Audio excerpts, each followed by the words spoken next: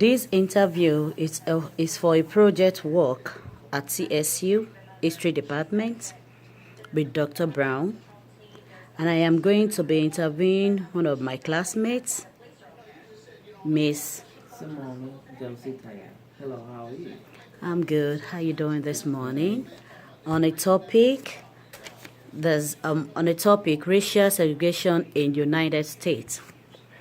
Hello, Miss Simon. How you doing? It's great. Yeah. So, when and where were you born? I was born in Galveston, Texas, August the 21st, 1971. How did your family get to Texas? My parents are from Galveston. My dad is from Huntsville. My mom is from LaPorte. Okay. Where were they before then?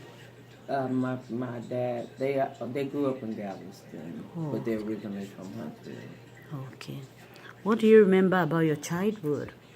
Well, we moved from Galveston when I was about 5.5, maybe 6, and we moved to Los Angeles. Oh, so I spent most of my time in Los Angeles up until the age of 16. Wow. Did your parents discuss race or racism with you at all? No, they did not. I think that was one of the reasons why we migrated to California from the south to the western side because of racism. Okay. What kind of interaction did you have with people not of your racial background? I can remember a story maybe when I was about 12 to 13 where we were coming to visit one summer. My dad and I were at a Denny's in Texas City, Texas, and we sat down to eat. We didn't get any service. Probably about 40 to 45 minutes. No one came over there to ask us anything. And there were two older white guys who were looking out the window, and our license plate had Los Angeles on it. And I can remember them saying, those are some Yankee niggas. Wow. That was my first time ever hearing the word nigger. Wow. So I asked my dad, why would they say that? He said, well, California is considered Yankee, and because we are from California, they just, call us niggas. Wow, I can imagine how you feel about that. Yeah, it was my first time ever experiencing or hearing the word racism. So it kind of sticks to me today, still today. So what advice would you give to young people today? As far as racism? Yeah.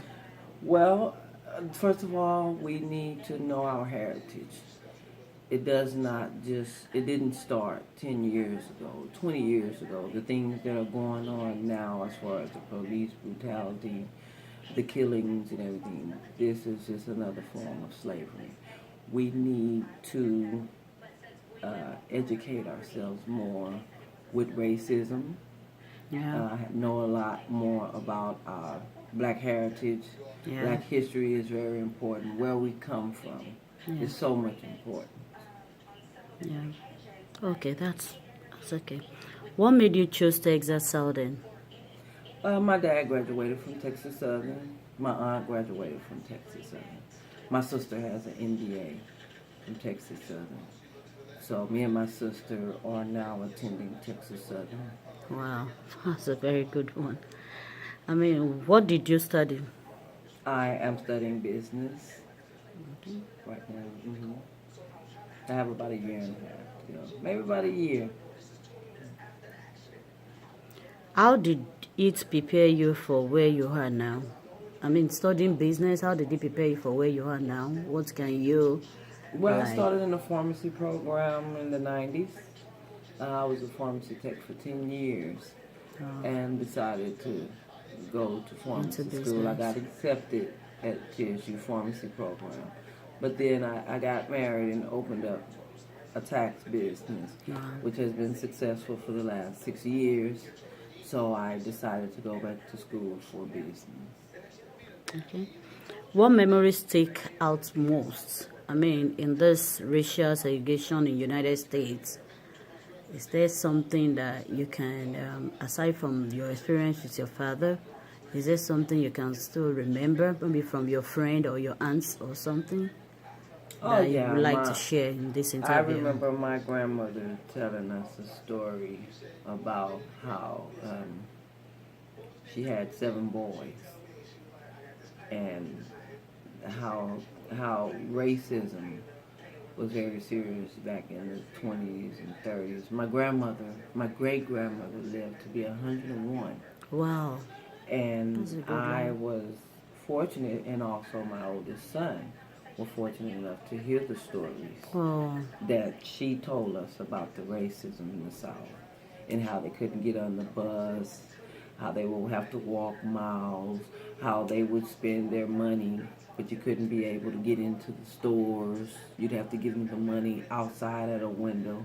So I wasn't a part of the segregation, but as I said, my great-grandmother, my mother, also her class was the first to attend a segregated high school, which was Ball High. Wow. And she also told me about the stories about the black girls against the white girls, and how it was their actually first time in the 9th grade was the first time blacks and whites were in class together. Wow. That's a good one. Thank you. Describe campus then compared to what it is like now. Do you think HCBUS are important? Why and why now? Very much Why so. not? I think HBCU schools are very important. We need to do more supporting with those. I have a 23-year-old son who graduated from Tyler Junior College, and he is also attending Stephen F. Austin. I've been trying to get him to come to Texas Southern to graduate because of the HBUs. They need more support. We need more of our people to support the history program, to support the history education, because we weren't taught that in America. American history has nothing to do with our black heritage. That's to say that when I was in school, I don't recall hearing anything about slavery, and I went to school in Los Angeles. Wow. So I think HBU colleges need to be supported, which is why I decided to come back to Texas Southern University. Oh, that's good. Okay. What notable moment in American history stick out most in your memory? What can you share about that? Well, we just was talking about the film that I seen over the weekend about the 4 students who were boycotting the bus.